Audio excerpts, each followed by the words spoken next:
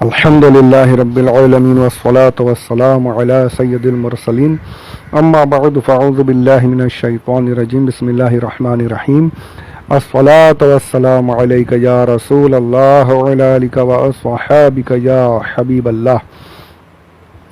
سورۃ البقرہ کی آیت نمبر 4 کے بارے میں کتابوں سے آپ کی خدمت میں کچھ میں نے پیش کرنے کی سعادت حاصل کی ہے. اسی سلسلے کو آگے بڑھاتے ہیں.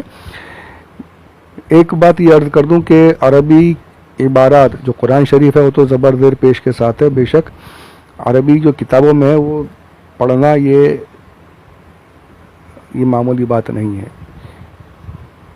اس کو پڑھنے والے ہمارے علماء کرام اللہ ان کا سایہ قائم و دائم فرمائے. یہ پڑھنا، اس میں غلطی نہ کرنا یہ بہت بڑی بات ہے. میں جو عبارت پڑھتا ہوں میں کوشش یہ کرتا ہوں کہ پڑھوں ہی نہیں، پر جہاں ضروری ہو جاتا ہے وہاں پڑھ لیتا ہوں. تو یقیناً مجھ سے کہیں نہ کہیں مسٹیک ہوتی ہوں گی، زبر کی جگہ زیر یا پیش پڑھ لیتا ہوں گا، کچھ غلطی کر سکتا ہوں گا، یقیناً میں مانتا ہوں. تو اس پر کوئی آپ کو کہے گا کہ اس کو تو عربی کی عبارت بھی پڑھنا نہیں آتی، کیا اس کی سنتے ہو، تو یہ اس کا کہنا اپنی جگہ صحیح ہے، لیکن اس غلطی کی وجہ سے وہ باتیں غلط نہیں ہو جاتی جو میں کتابوں سے صحیح سے پڑھ کے آپ کی خدمت میں پیش کر رہا ہوں. عبارت کے اعراب میں غلطی ہو سکتی ہے، پر جو دوسری باتیں اس میں غلطی نہیں ہو سکتی. تو اس وسوسے کو اگر کوئی بولے تو اسے لاحول پڑھ کے دور کرنا ہے اور انشاءاللہ سننے کی کوشش کرتے رہنی ہے. تو میں کوشش تو یہی کرتا ہوں کہ عربی عبارت نہ پڑھوں، جہاں ضروری ہوتا ہے وہاں پڑھ دیتا ہوں. تو یہاں پر بھی ایک میں نے اس لیے کہا کہ یہاں بھی ایک عربی عبارت موجود ہے جو میں ابھی آپ کو حدیث پاک سنانے جا رہا ہوں. یہ مسلم اور بخاری شریف دونوں میں یہ روایت موجود ہے. تفسیر نجوم الفرقان صفحہ نمبر 151 جلد دوسری والیوم سیکنڈ ہے، پیج نمبر 151، تفسیر نجوم الفرقان. یہ میں کیوں سنا رہا ہوں؟ یہ میں نے اس کے پہلے والی آڈیو میں کہا کہ یہاں پر مراد ان سے بھی مراد ہے کہ جو وما انزل من قبلک، اور جو اس کے وما انزل صلی اللہ علیہ محمد صلی اللہ علیہ وآلہ وسلم، جو آپ پر نازل ہوا اس پر بھی ایمان لاتے ہیں، جو آپ سے پہلے نازل ہوا اس پر بھی ایمان لائے ہیں. تو یہاں پر اہل کتاب بھی مراد ہیں کہ اہل کتاب یعنی جو توریت اور زبور اور انجیل پر جن کا ایمان تھا، یا جو یہودی تھے توریت کو ماننے والے تھے، یا جو نصرانی تھے جو انجیل کے ماننے والے حضور کے دور میں بھی موجود تھے صلی اللہ علیہ وآلہ وسلم. مدینہ میں تو یہودیوں کی اکثریت تھی. وہ پورا اگر آپ سیرت المصطفیٰ سنیں گے تو وہاں پہ یہودیوں کی ساری کارستانیاں مختصر طور پر میں نے کتاب سے پیش کی ہیں. تو یہ بتایا گیا کہ ان لوگوں نے اپنی کتابوں پر ایمان لایا تھا، لیکن جب اسلام کے بارے میں اسلام کی حقانیت ان پر ظاہر ہوئی تو ان میں سے جو سعید تھے، جو سعادت مند تھے، وہ یہودیت اور نصرانیت کو چھوڑ کر کے اسلام میں داخل ہو گئے تھے. تو یہ آیت جو ہے ان کو بھی ذکر کر رہی ہے. تو اس بارے میں حدیث پاک بھی ہے. یہ حدیث پاک سماعت فرمائے. حضور اکرم صلی اللہ علیہ وآلہ وسلم ارشاد فرماتے ہیں 3 شخص وہ ہیں جن کو دگنا ثواب ملتا ہے، ڈبل ثواب ملے گا، ڈبل ثواب ملے گا. 3 شخص ہیں. کون ہے؟ پہلا وہ کہ جس نے، حضور نے فرمایا کہ ایک وہ ہے کہ غلام ہے، کسی کا غلام ہے، تو وہ غلام ہو کر اپنے آقا کی بھی خدمت کرتا ہے، اس کا بھی حق ادا کرتا ہے، اور اللہ پر ایمان لایا ہوا ہے، مومن ہے، تو اللہ کا بھی حق ادا کر رہا ہے. یعنی آقا کا جو حق ہے اپنے مالک کا، پہلے کے غلاموں کا وہ تو بڑی الگ بات ہے. وہ غلام آج کل کے نوکر جیسے نہیں ہے، وہ غلام الگ ہی ہوتے تھے، ملکیت ہوتے تھے. وہ حضور نے وہ سلسلہ ہی ختم کروا دیا، غلام آزاد کرا کے سلسلہ ہی ختم ہو گیا الحمدللہ. تو وہ فرمایا کہ غلام ہے تو اپنے آقا کی خدمت بھی کرتا ہے اور اللہ کے عبادت کے وقت میں اللہ کی عبادت بھی کرتا ہے، تو اس غلام کو ڈبل ثواب ہے. پھر دوسرا، کسی کے پاس کوئی باندی تھی، مرد کو غلام کہتے ہیں اور عورتوں کو باندیاں کہتے تھے. باندی بھی ملکیت ہوتی تھی. تو باندی تھی، اس نے اس باندی کو، باندی تو تھی، اس کی ملکیت تھی، اس نے خریدا تھا، لیکن اس نے کیا کیا؟ اس کو پڑھایا، اس کو ادب سکھایا، اچھا ادب سکھایا اس لائق کسی لائق بنایا اور پھر اس کو آزاد کر دیا اور آزاد کر کے اس سے نکاح کر لیا. تو اسے بھی ڈبل ثواب کہ اس نے باندی کی تعلیم و تربیت بھی کی اور آزاد کر کے اسے اپنے نکاح میں بھی لے آیا. صرف باندی ہی نہیں رکھا, اسے آزاد بھی کر دیا, تو اسے بھی ڈبل ثواب. اور پھر جو اس آیت کے مطابق ہے جو میں نے بات کہی, اس کے بارے میں بھی حضور ارشاد فرماتے ہیں کہ ایک شخص ہے جس نے اپنے سے پہلے نبیوں پر, کتابوں پر ایمان لایا, جس نے موسیٰ علیہ السلام پر, عیسیٰ علیہ السلام پر ایمان لائے, ان کی مذہب میں رہے, اور پھر اس کے بعد جب میرے بارے میں میری حقانیت ظاہر ہوئی تو ان لوگوں نے مجھ پر بھی ایمان لایا, میرا بھی کلمہ پڑھا, میرے دین میں بھی داخل ہو گئے. یعنی وہ اس سچ, جو دین سچ تھا اس وقت میں, حضور اسلام آنے سے پہلے وہ دین حق تھے. اسلام نے آ کر تمام ادیان کو, تمام مذاہب کو منسوخ کر دیا. اب جو چلے گا وہ قیامت تک دین اسلام چلنے والا ہے. تو یہ لوگ جب اپنے اسلام سے پہلے یہودیت پر تھے یا نصرانیت پر تھے اور صحیح جو تعلیمات تھی اس پر ان کا عمل تھا, اپنے نبیوں پر ایمان تھا, تو ان کو اس کا بھی ثواب, اور مجھ پر ایمان لانے کی وجہ سے ان کو مجھ پر ایمان لانے کا بھی ثواب, یعنی ڈبل ثواب ملتا ہے. تو ان لوگوں کو دگنا ثواب ہے الحمدللہ. تو یہاں پر اس آیت میں نے بتایا کہ ان کا بھی ذکر موجود ہے. اب ایک بات اور بہت ضروری بات ہے, یہ بہت ہی ضروری بات ہے, اس کو دھیان میں رکھنا ہے کہ ارشاد فرمایا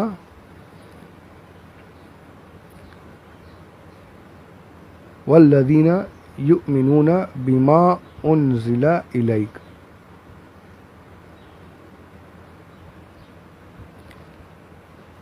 والذین یؤمنون بما انزل الیک. یہاں پر ایک علمی بات آ رہی ہے, بہت ضروری بات ہے, اسے بہت دھیان سے سمجھنے کی کوشش کیجیے گا. میں سمجھانے کی پوری کوشش کرتا ہوں. لفظ جو ماں ہے, ماں بہت بڑی وسعت رکھتا ہے عربی زبان میں. کیا فرمایا جا رہا ہے؟ انزلہ اور ماں. ایمان لاتے ہیں, کس پر ایمان لاتے ہیں؟ ایمان لائے ہیں, کس پر ایمان لائے ہیں؟ جو کچھ, ماں سے مطلب جو کچھ بھی ہے محبوب آپ پر نازل ہوا فرمایا جا رہا ہے. یعنی اللہ کی طرف سے جو کچھ آپ پر نازل ہوا اس پر ایمان لائے ہیں. اور حضور کے بارے میں اللہ تبارک و تعالیٰ ارشاد فرماتا ہے, قرآن پاک کی آیت ہے, وَمَا يَنطِقُ عَنِ الْهَوَىٰ إِنْ هُوَ إِلَّا وَحْيٌ يُوحَىٰ. سورہ نجم آیت نمبر 3 ارشاد ہوتا ہے کہ میرے یہ جو نبی ہیں, جو میرے محبوب ہیں صلی اللہ علیہ وآلہ وسلم, یہ اپنی خواہش سے بولتے ہی نہیں, اپنی طرف سے بولتے ہی نہیں. یہ جو کچھ بولتے ہیں یہ سب وحی ہے جو ان کی طرف کی جاتی ہے. یہ بات قرآن کی آیت ہے, اسے سمجھیے پہلے کہ حضور نے جو کچھ بھی حضور فرماتے ہیں, جو کچھ بھی آپ کے لب مبارک سے نکلا ہے, قرآن کہتا ہے کہ وہ اپنے نفس کی, اپنی خواہش کے لیے, خواہش کی طرف سے نہیں بولتے, اپنی خواہش سے نہیں بولتے. وہ اللہ کی وحی ہے جو آپ پر کی جاتی, وہی ہے جو آپ بولتے ہیں, وحی ہی ہے جو آپ بولتے ہیں. یہ قرآن حضور کے فرمان کے بارے میں ارشاد فرما رہا ہے. تو اب اس کو دو لفظ آپ کتابوں میں پڑھیں گے, وحی مطلوع اور وحی غیر مطلوع. مطلوع تلاوت سے بنا ہے, یعنی جس کی تلاوت کی جائے. وحی مطلوع بالکل آسان, میں کتابی طور پہ جو ڈیفینیشن یا وہ سب نہیں بتا رہا ہوں, میں آپ کو سمجھانے کے لیے آسان طور پہ بتا رہا ہوں. وحی مطلوع یعنی وہ وحی جس کی تلاوت کی جاتی ہے, جس کی تلاوت کی جاتی ہے, جو تلاوت کرنے میں جس کے ثواب ہے. یعنی وہ وحی جو قرآن کی شکل میں جبریل امین ہمارے آقا صلی اللہ علیہ وآلہ وسلم کی بارگاہ میں لے کر حاضر ہوئے, اسے کہتے ہیں وحی مطلوع, جس کی تلاوت کی جاتی ہے. یہ قیامت تک اس میں کوئی شک نہیں کر سکتا, یہ وحی مطلوع ہے, یہ قرآن پاک ہے. اور وحی غیر مطلوع یعنی جس کی تلاوت نہیں کی جائے گی, قرآن کی طریقے سے جس کی تلاوت نہیں کی جائے گی. حضور کے دوسرے ارشادات ہیں وہ بھی وحی ہے لیکن وحی غیر مطلوب، جس کی تلاوت نہیں کی جائے گی، قرآن نہیں ہے، اس کو حدیث کے نام سے یاد کیا جاتا ہے، حدیث کے نام سے کہا جاتا ہے. ہم سمجھتے ہیں حدیث پاک جو حضور فرماتے ہیں، حالانکہ وہ بھی وحی ہی ہے، جبریل امین کے ذریعے سے نہیں. اللہ عز و جل نے جو حضور کے دل پر، قلب مبارک پر الہام فرمایا اور حضور جس کو ارشاد فرما رہے ہیں وہ بھی وحی ہے، وہ بھی اسی کیٹیگری میں ہے جو یہاں پر کہا گیا کہ اس پر ایمان لاتے ہیں، جو کچھ آپ پر نازل ہوا اس پر ایمان لائے ہیں. یعنی جو جبریل امین کے ذریعے سے آئی قرآن پاک وحی کے طور پر، جو الہام کے طور پر ہو، یا جسے حضور صلی اللہ علیہ وسلم نے خواب میں دیکھا اور اسے بیان فرمایا، وہ سب چیزوں، ان سب چیزوں پر ایمان لانا یہ ضروری ہے. یہ قرآن پاک کہہ رہا ہے وما انزل، جو کچھ آپ پر نازل کیا گیا، اور حضور کا ہر لفظ اللہ کی طرف سے وحی ہے، جو قرآن پاک کی آیت سے ثابت ہوا. قرآن پاک نے خود ارشاد فرما دیا کہ میرا محبوب اپنی خواہش سے بولتا ہی نہیں، جو کچھ میرا حبیب فرما رہا ہے وہ سب کچھ اللہ کی طرف سے وحی ہے جو آپ پر نازل کی گئی. تو یہاں پتہ چلا کہ حضور اکرم صلی اللہ علیہ وآلہ وسلم کی احادیث پر ایمان لانا یہ بھی ضروری ہے. جو احادیث پاک کا انکار کرے وہ مومن نہیں ہو سکتا. یہ قرآن پاک کہہ رہا ہے.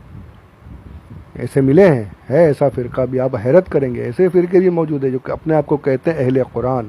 ہم قرآن کو مانتے ہیں، ہم اسی حدیث کو مانیں گے جو قرآن سے برابری پہ رہے، قرآن کی آیات کو ثابت کرے، کانٹراڈکٹ نہ ہو. یار کانٹراڈکٹ کیا ہوگی؟ سرکار نے تو قرآن کو ظاہر فرما دیا، قرآن کو بالکل اس کی تشریح فرما دی، تفسیر فرما دی، اور پھر وہ الٹی سیدھی بحثیں اور پتہ نہیں کیا کیا لے کر آتے ہیں. اللہ اللہ اللہ. ایسے فرقہ بھی آج یہ موجود ہے، اہل قرآن موجود ہے جو حدیث کا انکار کرتا ہے. یہ قرآن پاک کی روح سے یہ اسلام میں داخل ہی نہیں ہے. مومن وہ ہے جو قرآن پر بھی ایمان رکھے اور حدیث کو بھی مانے. اب دیکھیے وما انزل الیک، جو کچھ آپ پر نازل ہوا. اس کی ایک چھوٹی سی مثال آپ کے سامنے پیش کرتا ہوں. قرآن پاک نے ارشاد فرمایا اقیموا الصلاۃ وآتوا الزکاۃ. کئی جگہ پر حکم ہے نماز قائم کرو، زکوٰۃ ادا کرو. نماز قائم کرو، کس وقت میں قائم کرو؟ کون سے وقت میں پڑھو؟ میں نے ایک سوال کیا تھا ایک اہل قرآن سے، بڑا افسوس ہوتا، پہلے میرے دوست سے. یہاں پر ایک بات یاد آ گئی، وقت ہو جائے گا پر پھر بھی میں عرض کر دوں. ان کے ساتھ الحمدللہ مجھے میرے پیر و مرشد حضور احسن العلماء رحمۃ اللہ تعالیٰ علیہ کی بارگاہ میں حاضر ہونے کا شرف حاصل ہوا. کھڑک کی مسجد میں ہم دونوں ساتھ میں گئے تھے مرید ہونے کے لیے، گئے ساتھ میں دونوں، اور الحمدللہ حضرت نے شرف بیعت سے نوازا. اور جیسا کہ طریقہ تھا آپ کا، آپ نے وہی کہ میں گناہوں سے باز رہوں گا، توبہ کرائی. اور پھر سب سے، یعنی جو ہم سے پہلے بھی ہوتے تھے ان سے بھی یہی کہہ رہے تھے، میں دیکھ رہا تھا سب سے یہی کہہ رہے تھے کہ میں، اور پھر یہ تھا کہ توبہ کے ساتھ میں پھر مذہب حق، مذہب اعلی مسلک اعلی مذہب اہل سنت پر قائم رہوں گا. یہ بھی آپ ضرور کہلواتے تھے، پھر مرید کرتے تھے. ان کے ساتھ میں دیکھ رہا تھا کہ سب کو حضرت نے یہ کہا مسلک اہل سنت پر قائم رہوں گا، مذہب حق پر قائم رہوں گا، بد مذہبوں سے بچا رہوں گا. سب کو ایک مرتبہ آپ یہ کہلاتے تھے، دہرانے لگاتے تھے. ان سے آپ میرے پیر و مرشد نے 2 مرتبہ کہلوایا. حضور حسن العلماء نے 2 مرتبہ کہا، تبھی مجھے کھٹکا کہ یار ان کو 2 مرتبہ کیوں کہلوایا. ان کو بولا بھی تھا، آصف نام تھا ان کا، میں نے بولا بھی تھا کہ آصف بھائی تم کو ذرا دھیان رکھو. 2 مرتبہ بولا حضرت نے، اور ان کی کرامت بعد میں ظاہر ہوئی کہ واقعی وہ مذہب اہل سنت پر قائم رہ ہی نہیں سکے. ان کا حال یہ تھا کبھی اہل حدث میں گھس جا رہے ہیں، کبھی کہیں، اور پھر آخر کار اہل قرآن بن گئے تھے. اور اہل قرآن جب ہوئے تو تب میری بات بھی ہوئی تھی ان سے، میں بالکل دیکھ کر حیران ہو گیا تھا. کچھ باتیں میں نے ان کے سامنے رکھی بھی، یہی سوال میرا سب سے بڑا تھا پر جواب نہیں دے پائے تھے وہ، کہ حدیث کو ہم نہیں مانتے، لیکن جب میں نے سوال کیا تھا جواب نہیں تھا، بس یہ کہا تھا کہ ہم لوگوں کو بس ایسے ہی پتہ چل گیا، یعنی ہم ایمان والے ہم کو ایسے ہی پتہ چل گیا، بس یہ ایسے ہی پتہ چل گیا، وہ نہیں پتہ چلتا بھائی، دلیل لانی پڑتی ہے۔ اور پھر ان کا سننے میں انتقال ہو گیا کسی حادثے میں۔ تو خیر ایک بیچ میں بات آ گئی تھی، سرکار احسن العلماء کی کرامت ظاہر کرنی تھی، میں نے وہ پیش کر دی۔ تو یہ یعنی جو وما انزل الیک میں یہ بھی ہے کہ نماز پڑھو، اقیم الصلاۃ، کون سے وقت میں نماز پڑھنی ہے؟ قرآن میں نہیں۔ کس وقت میں کتنی رکعت پڑھنی ہے؟ قرآن میں نہیں۔ نماز کیسے پڑھنی ہے؟ وہ قرآن میں نہیں۔ یہ کہاں سے پتہ چل رہا ہے؟ یہ حدیث پاک سے پتہ چل رہا ہے۔ حدیث شریف میں بتایا جا رہا ہے فجر میں 2 پڑھنی ہے فرض، ظہر میں 4 ہے، عصر کی 4 فرض ہے۔ یعنی فرائض جو ہے یہ رکعتیں کتنی ہے، کیسے پڑھنی ہے، رکوع کیسے، سجود کیسے، یہ سب کچھ حدیث میں موجود ہے۔ زکوٰۃ کتنی نکالنی ہے یہ حدیث میں ہے۔ کس عمل پر کیا سزا ہے، کس گناہ کی کیا سزا دی جانی ہے وہ حدیث میں موجود ہے۔ تو جو حدیث کا انکار کرے وہ تو سمجھ لو کہ ایمان سے ہی خارج ہے۔ حدیث کے بغیر قرآن پر عمل ہو نہیں سکتا۔ تو یہ ایک علمی بات آ گئی تو میں نے عرض کر دی، ضروری بات تھی یہ کہ ایمان کس پر لانا ہے، قرآن پر بھی، اور جو کچھ میرے آقا صلی اللہ علیہ وآلہ وسلم فرماتے ہیں اس پر بھی۔ تو انشاءاللہ یہ گفتگو اور جاری رہے گی، کافی یعنی کوشش کرتا ہوں چھوٹی بنے پر نہیں بن پاتی، بار بار کہتا ہوں۔ اللہ عز و جل وقت میں برکت عطا فرمائے اور اس سلسلے کو اپنی بارگاہ میں قبول فرمائے۔ انشاءاللہ اس پر اور گفتگو اگلے آڈیو میں سماعت فرمائیں۔